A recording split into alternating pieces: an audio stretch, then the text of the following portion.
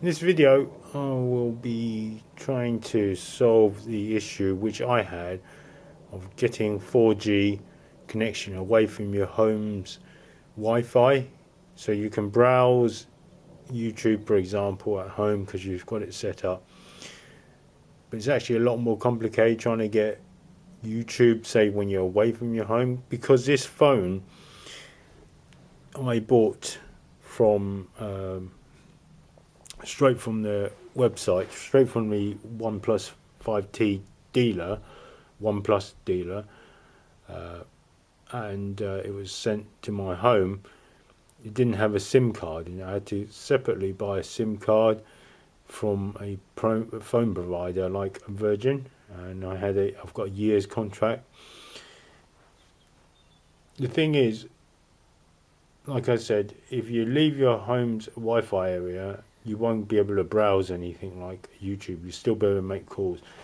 I thought it would be a lot easier, be a few settings, but no, you'll have to phone your provider's help desk. In my case, it's Virgin, and this is the help desk number. Trying to get everything in the screen. And what you're going to have to do is call them. They go through a lot of things through the menu, and you need to be able to input a lot of information in. And what they'll ask you to do is to go to settings, and they'll ask you to SIM and network, and then also through here hit that SIM1 Virgin. This data roaming thing is meant to be only for abroad, they'll say.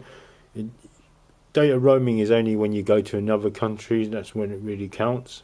According to them, I didn't even know this. Now, so I said, oh, I've got this on, why can't I still see anything? And if I just go back one step, this button here, this mobile data, that's the one you need on for make sure this is on so you can browse your you can make use of the 4G. It's not the data roam. Data roam is for foreign only. But this one here, this one, I had no clue. Access point names. This APN, I guess, access point name. That's the one they're going to ask you to press on when you complain. I had nothing on here at all. I think the message in the middle was this user is not connected to some blah blah blah. If you look here, I've got go to .virginmobile.uk. Now, when I phoned them up, I told them that I've got not connected. Now they will ask you to press that plus button, and then I think after that there's a long drop down list of about 15 things, and for one of those drop down things, you'd have to type this in. But I think you have to type in about 6 things. You don't have to change everything on the 15 list. About 6 things I changed before, and then you have to hit the save button. After you hit the save button, this will come up, and then still wouldn't be just right yet.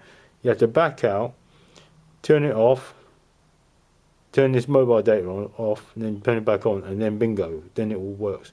So quite a complicated thing. I thought just maybe if I just swiped a button over, it would start working, but no.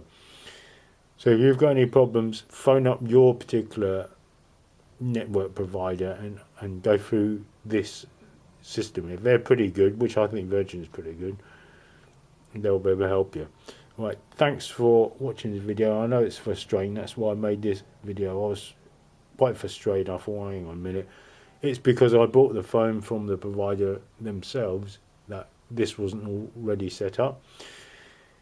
Hit the like button. Do appreciate your likes, and give me a thumbs up. If you're not already a subscriber, then please subscribe. My channel, I usually either fix things like cars, household things, or even anything like this with computer help that I've gone through the pain of trying to solve, and I'm just making life a bit easier for anyone else. Thanks for watching, and if you're not already a subscriber, consider subscribing, much appreciated. Thanks for watching.